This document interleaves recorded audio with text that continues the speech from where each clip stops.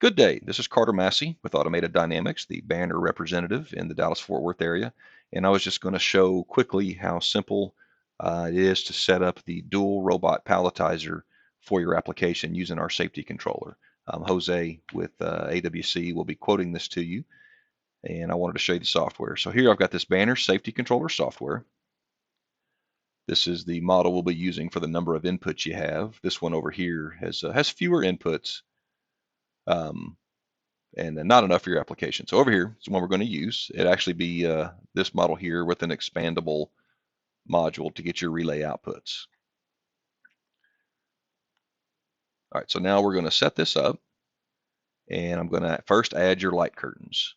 So I'm actually going to go do this in our functional view. What's kind of cool is you can add at different places. So I could actually add right here, get my light curtain set up right there, but I instead am going to do it from our functional view because I'm also going to go ahead and add a dual channel relay module.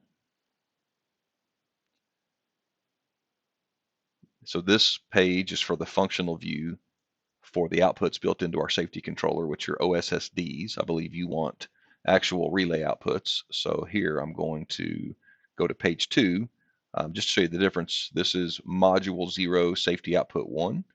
We're going to go to module 1 relay output 1. It has actually 2 separate safety output relay circuits. And I'm going to create my devices in this functional view. So I'm going to start out with an optical sensor, which will be a light curtain. You can choose your signal type. It's going to pull up the most common. And in this application, they will be OSSDs or dual PNP. If you want to, you can give this a name. I'll just call it SLC1, and it's going to assign a couple of terminals for us. Next, I'm going to set up the muting sensor pair for this light curtain. So in my safety inputs, you'll see muting sensor pair. I think you're going to be dealing with PNP. There you go. So we'll have a PNP signal from each of the 2 muting sensors. I'm going to set up another light curtain.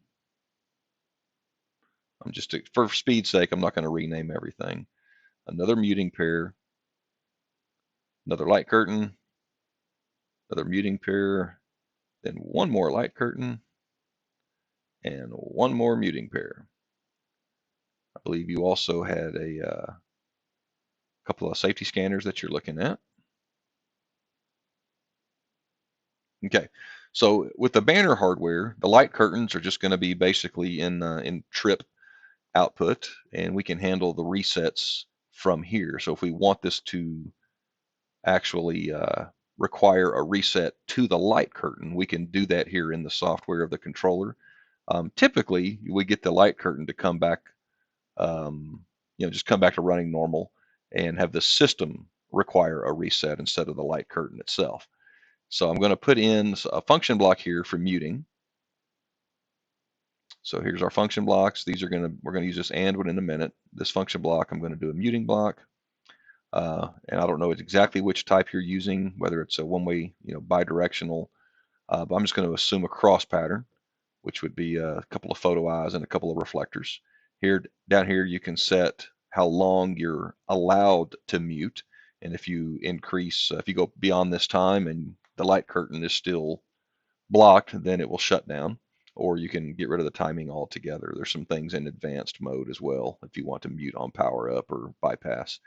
So I'm going to click OK. Actually, robotics one pair. So I'll just choose that one for now. So what it needs is an input, which is a safety input, and it needs a muting input. I'm just going to drag my safety light curtain here, my muting sensor pair here, and then I can recreate that a few times to match your application. And if I lay this out in an unattractive way, I'll show you how we can fix that to your liking instead of mine. One more muting block.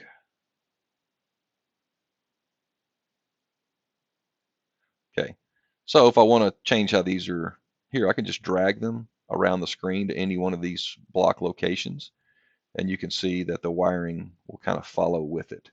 So here I've got muting 1, muting 2, muting 3, muting 4. And I've still got the safety scanners to tie in. In this application, I don't know exactly how you're doing it, but I'm just going to assume that we're going to shut down the same thing with each device. Now, if you want to, here you could add in some e-stops. You could add in door switches and other safety devices. So here I'm going to select a function block, and it's going to be an AND function block. The most inputs I can have is 5, so we'll figure out how to handle that here in just a second since we have 6 devices. But I'm going to say that mute 1 goes here, mute 2 here, mute 3 there, and of course mute 4 here. Then I'm going to create another function block that's going to have 3 inputs, and I'll have that one go there, this safety scanner go here, and this safety scanner go there. I find myself wanting to drag these down here now. So now I've gone through my muting function blocks, my AND logic for 4 devices, my AND logic for 3 devices, and then I come up to my relay output. One thing I didn't point out, I'm going to delete this line here. Over in this box, it will tell you if you've got what it considers to be a proper executable file or not. Here it does not, because I've got a function block, A2, that is not connected, and being a safety controller, if you're using it in the software, we need to make sure it's tied into something. And then I have these 2 safety outputs, and none of them are connected at this time, which of course is not good. So as soon as I drag this over, this is green now, telling me that my configuration is valid, and this can be sent to the controller. So now I just want to see if this is going to work the way I want it to. I'm going to put this in simulation mode. Basically, it says it's a simulator, not verifiable. Basically, if something happens, it's not our fault. Now everything is turned off, including my relay. One thing that a lot of people will forget to do when they play with this initially is, even though we have this simulation thing going, I'm going to activate all my safety devices. So I've got my light curtains. Oops.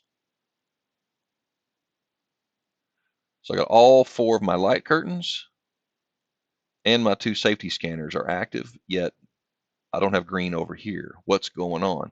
Well, we need to be in a running situation, so I'm going to push play on my simulator. So as soon as I push play, you can see that my light curtains are all made, my safety scanner is satisfied, both of them. Therefore, my machine is running, or my robot is ready to go. If I break a light curtain, we shut down, come back, then now the safety controller is ready again, and you can start your machine. Same goes for the safety scanner. If I'm muting right here, then you can see here I've got basically my 30 seconds is going to time down, and if this light curtain gets broken and made, nothing's happening to the relay output. And then once I'm no longer muted, now we're going to obviously shut the machine down. If we're muted too long and the light curtain is still broken, then of course we will trip as well. So in a nutshell, that's pretty simple on how to get your muting and everything taken care of. Anything with a rotating gear can be monitored and played with in the simulation mode. So same thing here, I can go do my light curtain off and on. What's neat also is that we actually have created a wiring diagram. So it's telling me the terminals that each of these devices lands on. It's also showing me what terminals I still have available. These 1, 2, 3, 4, 5, 6 are available for more safety inputs or some non-safety outputs. These down here are safety solid state outputs on the main body of the controller, our OSSDs. So one thing we've done here by doing the muting here is that it's all in one place. So I'm going to stop the simulator. Here's a ladder logic diagram. It's just a diagram so you can view what's going on from a sequence of events, not an editable function. Now, what about monitoring? So you can now monitor each device through your PLC instead of having to wire auxiliary outputs and things like that. Let's just go to industrial Ethernet. And if I'm communicating, I'll just assume Rockwell for a second. We're communicating to Ethernet IP. I can go through and maybe manually select certain things, or I can just auto configure. And now we're tracking all of these devices. We're tracking the inputs of the mute pair and that kind of thing, so that each device has its has some information available over your PLC. And then we get a configuration summary that is just that. So I didn't name the project, or else we'd see a name there. It tells me which modules I'm using. I've got my network settings, so I can change my IP address and such back in a different part of the program if I forgot to do that and it's not what it ought to be. It tells me which protocol is enabled, and then we get down to our devices. Here's an optical sensor. I called it SLC1. It's going to wire into the module 0, which is the main body, and it handles a dual channel PNP set of OSSDs, and it's wired to input 1 and 2. So we have this configuration summary. Tells us what the function blocks are doing, what the input is to the muting function block, what the mute sensor pair is to the function block. So you get some good information right down here, and it's also given us roughly some response time information. So this is pretty neat in itself. Now I can also go click print, select all, print to a PDF, and we'll go save this to just to my desktop.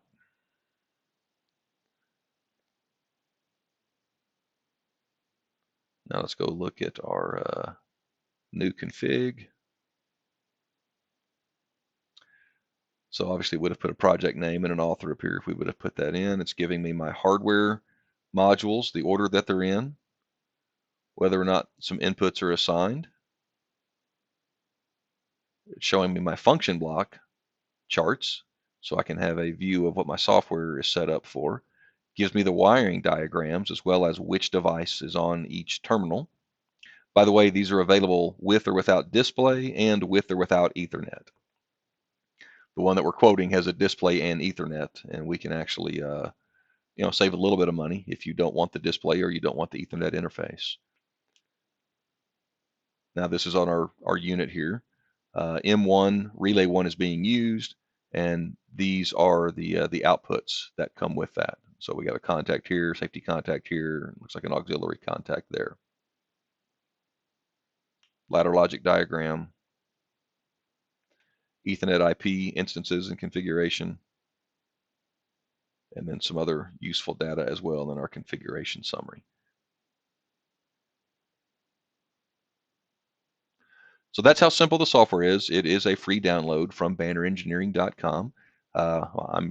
I can help. I'd be glad to help. We've got a field application engineer that's extremely familiar with this software as well. That can also offer. We can do some WebEx training. We can do some local training, just to make sure you're comfortable with it. And I think the hardware might be close in price to the relays, but if it's a little bit more, we also do not require you to get those system modules. So we'll just, with our system, it'll be the light curtains, the sensors, things wire into the safety controller, and that's where we do the muting, and we can do the reset in there as well. In fact,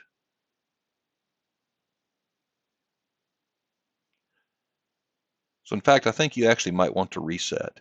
So I'm going to add a reset to this as well, and just for the sake of time and just to show you how to do it, then I'll just assume that we want to reset. If anything trips, we'll have the same reset. So right now, my AND block goes directly to my output. What I'm going to do instead is delete that line. I'm going to go and add a function block, a latch reset block. We'll just call this reset 1. Now it's looking for an input and a reset. So my input is actually going to be my AND block, my AND function block. So I'll run that in there, and now it's looking for an actual reset signal. So I'll just create another device down here. There's my manual reset. So under non-safety inputs, I've got a manual reset. There's some options you can do here, but for now, we'll just call it man reset. Okay. And I will just drag this up to be the input of my latch reset block. Again, you probably want to make this look a little better. Now it's saying here that I need to connect a reset function block, and I need to connect at least one safety output. So boom. Now we're all satisfied there. Go back to my simulator, push play.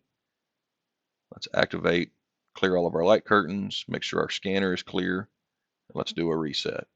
So now we're running, because that's what this is going to tell us, that we're running. And the red just means these devices aren't on. If I come reset, then nothing's going to happen because we're already running. So if my light curtain gets penetrated, we clear it. The relay itself is not ready until we get the reset. Boom. Now we've just done the reset. So that's how we would handle a reset instead of resetting each of the light curtains independently. If you do need to reset the light curtains independently, let me know, but we should be able to just handle it all from the output. And if you need to use different outputs, let me know how your application is different than what I just created, and I will be happy to put something together for you as well. Thank you very much for the time and considering our products for your application, and hopefully we can work together on a successful solution.